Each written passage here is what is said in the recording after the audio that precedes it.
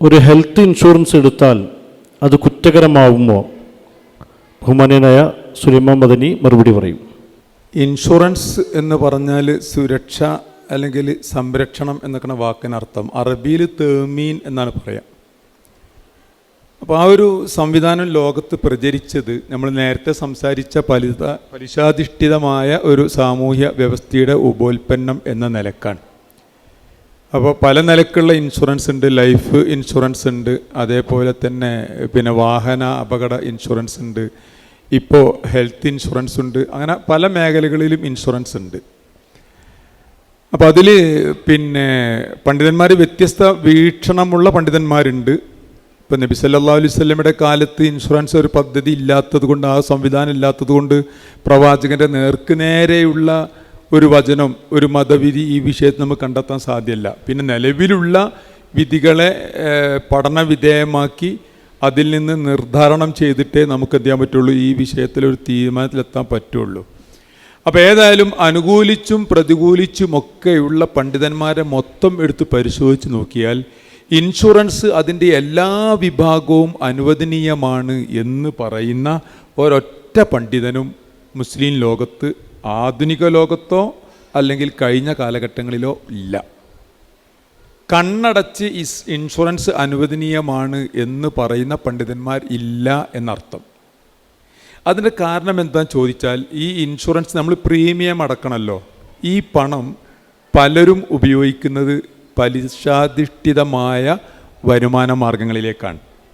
പണം മുഴുവൻ ചെന്നു പോകുന്നത് പലിശാധിഷ്ഠിതമായ, പലിശക്ക് കൊടുത്തിട്ടും അതേപോലെ മറ്റു സ്ഥാപനങ്ങൾക്ക് വരുമാനമുണ്ടാക്കാൻ വേണ്ടി പലിശക്ക് കൊടുത്ത്, അങ്ങനെയാണ് ഇതിനെന്ത് ചെയ്യുന്നത്, ഒരു ഫണ്ട് പിന്നെ സ്വരൂപിക്കുന്നത്. ഒന്നതാണ്. രണ്ടാമത്തേത്, ഇത് കുറച്ചുകൂടെ ഒരു ബിസിനസ്സുമായി ആ നിലക്ക് കണ്ണോടിച്ച് നോക്കുമ്പോൾ ഇസ്ലാം വിരോധിച്ച ഊഹക്കച്ചവടമുണ്ട്. ആ ഊഹക്കച്ചവടവുമായിട്ടാണ് ഇതിന് കുറച്ചുകൂടെ സാമ്യത ഉള്ളത്. മൂന്നാമത്തേത്, ഇസ്ലാം വിരോധിച്ച കിമാർ, മൈസർ, കിമാർ എന്നൊക്കെ പറയുന്ന ചൂതാട്ടവുമായും, ഇത് ആർക്കൊക്കെ എപ്പോഴൊക്കെ എങ്ങനെയൊക്കെ എന്നൊന്നും പറയാൻ കഴിയില്ലല്ലോ. അപ്പോൾ അതും ഇതിൻ്റെ ഉള്ളിൽ അടങ്ങിയിരിക്കുന്നു. അപ്പോൾ ഇക്കാരണത്താലാണ് ഇത് പാടില്ല എന്ന് പണ്ഡിതന്മാർ പറഞ്ഞത്. എന്നാൽ ആധുനിക കാലത്ത് ഇപ്പോൾ അടുത്ത് മരിച്ച ഡോക്ടർ യൂസുഫുൽ ഖർളാവിയെ പോലുള്ള ആളുകൾ, അദ്ദേഹത്തിൻ്റെ വിഖ്യാതമായൊരു പുസ്തകമുണ്ട്, അൽ ഹലാലു വൽ ഹറാമു ഫിൽ ഇസ്ലാം. ഡോക്ടർ യൂസുഫുൽ ഖർളാവിക്ക് ഡോക്ടറേറ്റ് കിട്ടിയ പ്രബന്ധമാണത്, വലിയ പുസ്തകമാണ്. അപ്പോൾ പിന്നെ ഞാനൊക്കെ ഇവിടെ യൂണിവേഴ്സിറ്റിയിൽ, ഇവിടെ റൗദത്തിൽ പോസ്റ്റ് ഓഫീസിലൊക്കെ പഠിക്കുമ്പോൾ ഞങ്ങൾക്ക് പാഠപുസ്തകമായിരുന്നു അത്, അൽ ഹലാലു വൽ ഹറാം ഫിൽ ഇസ്ലാം എന്ന് പറഞ്ഞ പുസ്തകം. അതിലൊക്കെ അദ്ദേഹം ഈ വിഷയം വളരെ കൃത്യമായി പറയുന്നുണ്ട്. അപ്പോൾ അദ്ദേഹം നമുക്ക് അനുവദനീയമാക്കുകയാണെങ്കിൽ അതിൽ പിന്നെ അനുവദനീയമാണെന്ന് പറയാൻ പറ്റുന്ന ഒന്ന് അത്തമീൻ ലിദ്ദൽ ഹവാദിസ് അല്ലെങ്കിൽ ലിദ്ദൽ കവാരിസ്, അപകട ഇൻഷുറൻസ്. വാഹനങ്ങൾക്കൊക്കെ അപകടം പറ്റിയുള്ള ഇൻഷുറൻസ് അത് വേണമെങ്കിൽ നമുക്ക് അത് തന്നെ എങ്ങനെയാ പറയുക, ഒരു പരസ്പര സഹകരണത്തിൻ്റെ അത്തമീനു താവുനി എന്ന് പറയും അറബിയിൽ, അല്ലെങ്കിൽ അത്തമീൻ അത്തക്കാഫുലി. ഒരാൾക്കുണ്ടാകുന്ന അപകടം, ബുദ്ധിമുട്ട്, പ്രയാസം, അത് മറ്റു പല ആളുകളും കൂടി ആ പ്രയാസം ഷെയർ ചെയ്യുക. ഉദാഹരണത്തിന് നമ്മുടെ നാട്ടിൽ ഏതെങ്കിലും ഒരാൾക്ക് എന്തെങ്കിലുമൊക്കെ ഒരു അത്യാവശ്യം വന്നു കഴിഞ്ഞാൽ പല ആളുകളും എന്ത് ചെയ്യാറുണ്ട്, സാമ്പത്തികമായി സഹായിക്കാറുണ്ടല്ലോ. ഇപ്പോൾ ഇവിടെ വയനാട് ജില്ലയിലുണ്ടോയെന്ന് അറിയില്ല, ഞങ്ങളുടെ മലപ്പുറം ജില്ലയിലൊക്കെ സാമ്പത്തിക ശേഷി കുറഞ്ഞ ഒരു വീട്ടിൽ കല്യാണം, പ്രത്യേകിച്ച് ഒരു പെൺകുട്ടിനെ കല്യാണം കഴിക്കുകയാണെങ്കിൽ എന്ത് ചെയ്യും, പോകുന്ന ആൾക്കാരൊക്കെ ഒരു ചെറിയ പൈസ ഒരു സംഭാവനയായിട്ട് കൊടുക്കും അവിടെ. അപ്പോൾ അതെന്തിനാണെന്ന് ചോദിച്ചാൽ, ഈ കുട്ടിയെ കല്യാണം കഴിക്കാൻ ഇന്നത്തെ സാഹചര്യത്തിൽ കുറച്ച് സാമ്പത്തിക ചെലവുണ്ട്, ഇയാളാണെങ്കിലോ സാമ്പത്തിക ശേഷി കുറഞ്ഞ ആളായിരിക്കും. അപ്പോൾ അയാൾക്ക് ഒരു സൗകര്യമാവട്ടെ എന്ന് കരുതി കല്യാണത്തിന് പോകുന്ന ആളുകൾ ആ ഒരു ലക്ഷ്യത്തോടു കൂടെ ഹദിയയായിട്ട് കുറച്ച് പൈസ കൊടുക്കും. അപ്പോൾ ഇതൊക്കെ കൂടെ സ്വരൂപിച്ചിട്ട് ഇയാൾക്കൊരു ആശ്വാസമാകുമല്ലോ. അപ്പം അങ്ങനെ ഒരാൾക്ക് അപകടം പറ്റിക്കഴിഞ്ഞാൽ ആ അപകടം ചിലപ്പോൾ ലക്ഷങ്ങളുടെ ചിലവ് വരുന്ന അപകടമൊക്കെ ആണെങ്കിൽ അതെന്ത് ചെയ്യുക, ബാക്കിയുള്ള ആൾക്കാരൊക്കെ കൂടെ സഹകരിച്ചു കൊണ്ട് അദ്ദേഹത്തിൻ്റെ ഭാരം കുറയ്ക്കുക. ആ ഒരു കാഴ്ചപ്പാടിലൂടെയാണെങ്കിൽ അപകട ഇൻഷുറൻസൊക്കെ അനുവദനീയമാണ്. അതിനും പിന്നെ അപവാദം പറഞ്ഞ ആൾക്കാരുണ്ട്. കാരണം അതും ഈ പണം പോകുന്നത് എന്താണ്, നമ്മൾ നേരത്തെ പറഞ്ഞ പലിശാധിഷ്ഠിത വ്യവസ്ഥിതിയിലാണ്. ഇപ്പോൾ ഗൾഫ് രാജ്യങ്ങളിലൊക്കെ ഇപ്പോൾ തക്കാഫുലുൽ ഇസ്ലാമി എന്ന് പറയുന്ന ഒരു ഇൻഷുറൻസ് സ്കീമുണ്ട്. ഒരു ഇസ്ലാമികമായി പലിശ അധിഷ്ഠിതമല്ലാതെ ഉള്ള ഒരു സംവിധാനമുണ്ട് തക്കാഫുൽ. അതൊക്കെ എന്താണ്, അനുവദനീയമാണ്. കാരണം അതിൽ പലിശ ഇല്ല, ആ നിലക്കുള്ള. അതേപോലെ ഇപ്പം പ്രചരിച്ച ഒന്നാണ് ഈ ആരോഗ്യ ഇൻഷുറൻസ്.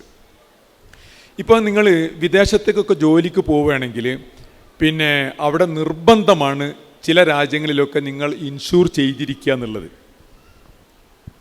അതേപോലെ നിങ്ങളുടെ വാഹനവുമായി ഒരു രാജ്യത്തു നിന്ന് മറ്റൊരു രാജ്യത്തേക്ക് പോകുമ്പോൾ ആ വാഹനം നിർബന്ധമായും ഇൻഷൂർ ചെയ്തിരിക്കണം. ഇവിടെ നമ്മുടെ നാട്ടിൽ വാഹനത്തിന് പെർമിറ്റ് കിട്ടണമെങ്കിൽ, റോഡ് പെർമിറ്റ് കിട്ടണമെന്നുണ്ടെങ്കിൽ എന്ത് ചെയ്യണം? വാഹനം ഇൻഷൂർ ചെയ്തിരിക്കണം. ട്രാൻസ്പോർട്ട് വാഹനങ്ങളാണെങ്കിൽ എത്ര സീറ്റാണോ അതിൽ അലൗഡ് ആയിട്ടുള്ളത് അത്ര ആൾക്കനുസരിച്ച് ഇൻഷൂർ ചെയ്യണം. അപ്പോൾ നമുക്കെന്ത് ചെയ്യാൻ അറിയാം, മൊത്തത്തിൽ നമ്മൾ ജീവിക്കുന്ന ഒരു സാഹചര്യത്തിൽ ആ സാഹചര്യം ചുറ്റുപാട് നമ്മൾ നേരത്തെ നമ്മളെ ക്ലാസ്സിൽ പറഞ്ഞു കഴിഞ്ഞതാണ്. അപ്പോൾ അങ്ങനെയുള്ള ഒരു ഭരണവ്യവസ്ഥയിൽ, ഒരു സാമൂഹ്യ ചുറ്റുപാടിൽ സർക്കാരിൻ്റെ നിർബന്ധമായ ഒരു നിയമത്തിൻ്റെ ഭാഗമായിട്ടാണെങ്കിൽ നമ്മളെന്താണ് അവിടെ ആ ഇൻഷൂർ എടുക്കാൻ നമ്മൾ മജ്ബൂറാണ്, നിർബന്ധിതരാവുകയാണ്.